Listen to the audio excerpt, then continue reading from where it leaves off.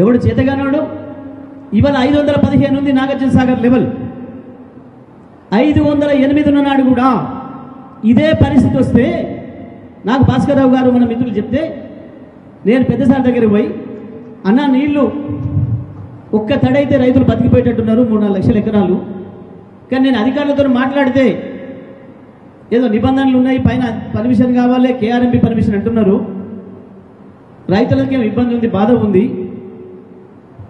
ఏం చేయమంటారు అని అడిగాను. ఏంది నీ ఆలోచన అన్నాడు. ఎట్లాగో పాలేరుకు నీళ్ళు ఇవ్వాలి, ఖమ్మం మంచినీళ్ళు, గా పేరు మీద నీళ్లు తీసి కింద రైతులకు ఇచ్చుకునే ఉపాయం ఉంది. మనం ఎవరిని చెప్పక ఎవరితో మాట్లాడకు, నేను పాలేరుకు నీళ్ళు ఏమని చెప్తా, నువ్వు ఏ ఉపాయం చేస్తావో ఇచ్చి రైతులను బతికిపోమని చెప్పిండు.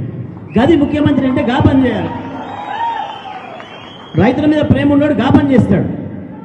చక్కగా వచ్చిన పిలిచిన అందరిని పిలిచిన, రైతుల్ని మనోళ్ళని పిలిచిన, కోటిరెడ్డి గారిని, భాస్కర్రావు గారిని, భగత్ అందరిని పిలిచిన, మల్లయ్యని పిలిచిన. సప్పుడు అంటే రైతులకు చెప్పుకోండి, ఎవ్వరేం మాట్లాడేది లేదు.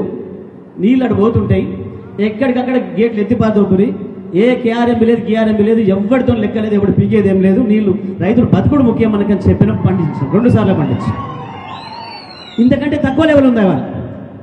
కానీ ఇవాళ 515 పైన లెవెల్లున్నా రైతులు మొత్తుకుంటున్నా మీ నీళ్ళు ఇవ్వలేని మీరు రండలు, మీరు ముండలు, మిమ్మల్ని బాధలు పెట్టాలి. 100 మీటర్ల లోతు కాంగ్రెస్ పార్టీని పెట్టాలి, మిమ్మల్ని పెట్టాలి, కానీ కేసీఆర్గా పెట్టాల్సి.